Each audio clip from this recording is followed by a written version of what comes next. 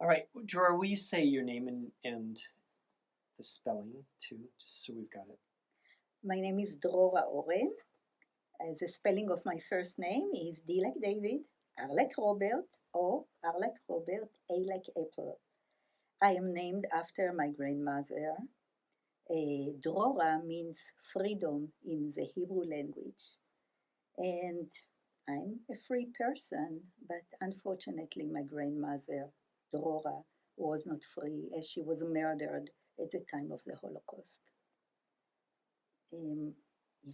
Well, that's been something that you've then lived with your entire life.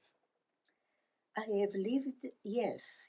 I heard, the sorrow from my father. It was his mother that I'm named after. And I would say that about 19 years ago, I went with my father and my daughter to his birthplace. This is where the murder took place. And I stood there and I heard from a witness. The witness, he was 11 years old when the Nazis surrounded the ghetto in Lachva. This is the name of the place in now Belarus.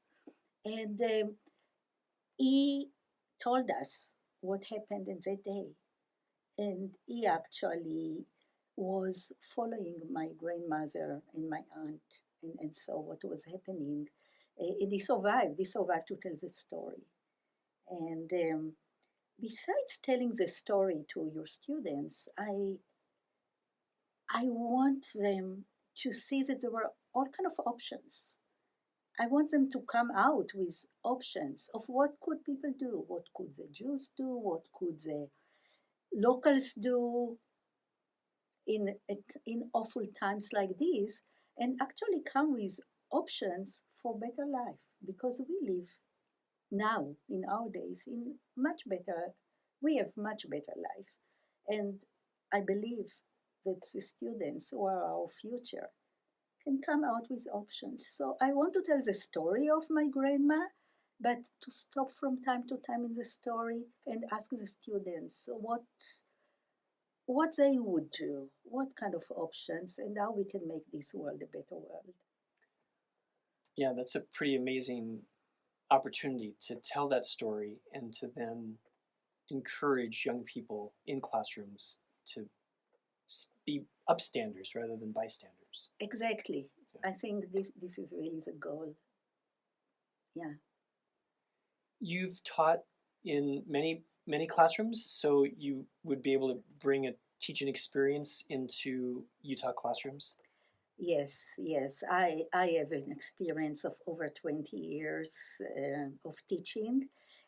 I've been teaching in elementary school mainly and junior high, and I've been teaching Hebrew, which is my mom tongue. And I was a Hebrew professor at the University of Utah as well for 10 years. That's great. So classroom teachers can request you to come out into their classrooms and work with students. Yes, I would love the teachers to ask me to come. I prefer to teach in a class situation where there are about 30 students, so I can interact with them and we can have a conversation rather than me standing and just telling the historical facts. Great. I think an interactive experience is always a better learning experience. Yes, I believe in this type of teaching. Well, I want to thank you.